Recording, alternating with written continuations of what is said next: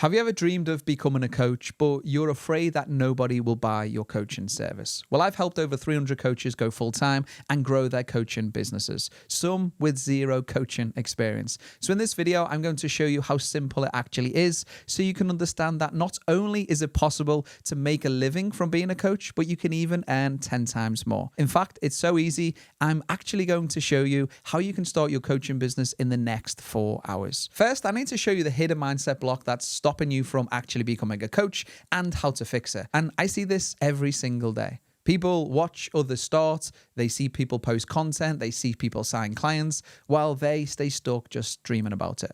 And maybe you know the feeling yourself. You probably think, maybe I'm not ready yet. Maybe I need to take another course. Or maybe you have started an Instagram or LinkedIn account, but you're constantly tweaking your bio, messing around with brand photos, and spending far too much time scrolling through other coaches' profiles. The truth is, you can keep waiting for the day that you'll finally feel ready. But I personally know that that day never comes, because the number one reason people don't start their coaching business is because of a belief that nobody will buy their coaching.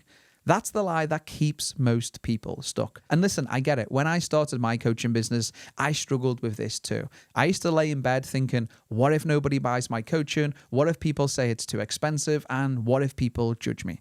Here's the thing. Some people didn't buy. Some people did say it's too expensive. And guess what? Some people even judge me. But by ignoring those normal thoughts and fears, I've made over $500,000 this year.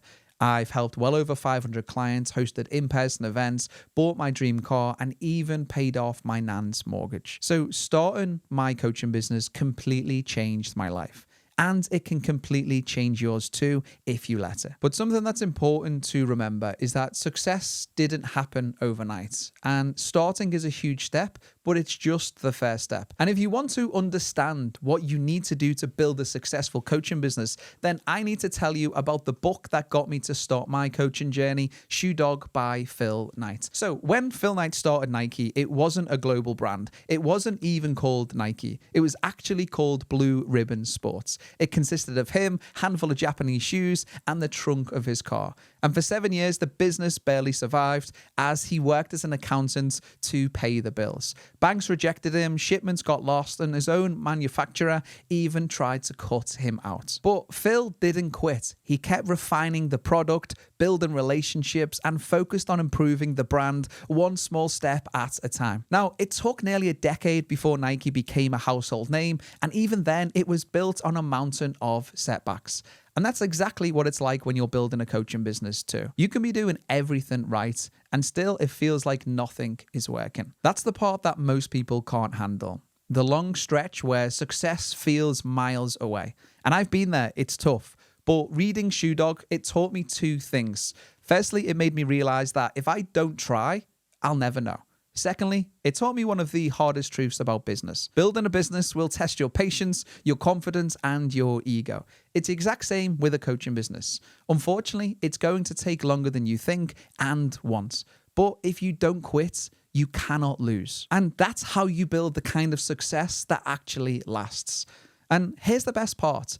In order for you to start, it won't even take you 4 hours. And if you tell me, Sean, I don't have 4 hours, then I want you to check your screen time on your phone right now and see how much time you're spending on social media per week. If it's more than 4 hours, then guess what? You have the time. Okay, so now we've established that you have the time, but what do we need to do in those 4 hours to get started?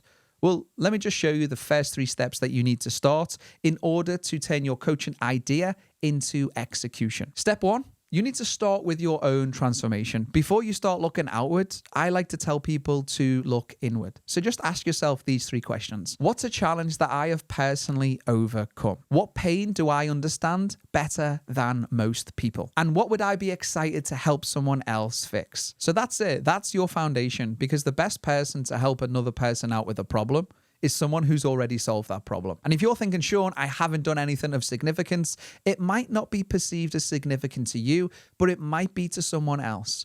For example, going out on 8 dates in a month is quite bloody significant to someone who hasn't had one date in 8 months. I'm not saying you need to be a dating coach, but you get my point. It's all about shifting your perspective. Step 2, you need to find your proof. Find people that you've already helped. You just need to think about friends, family members, or colleagues who have come to you for advice.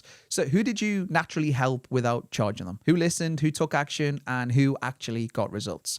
Maybe you helped your cousin restore their old dining room table. Maybe you're in recruitment and you've already helped, hundreds of people get jobs. Or maybe you have this really great skill of color grading videos that you once shared with a friend. That's real proof that you have helped people. All you're doing here is you're just identifying a pattern that maybe you've helped a couple of people solve the same problem. Next, once you've spotted that pattern, you just need to give it a name and a story.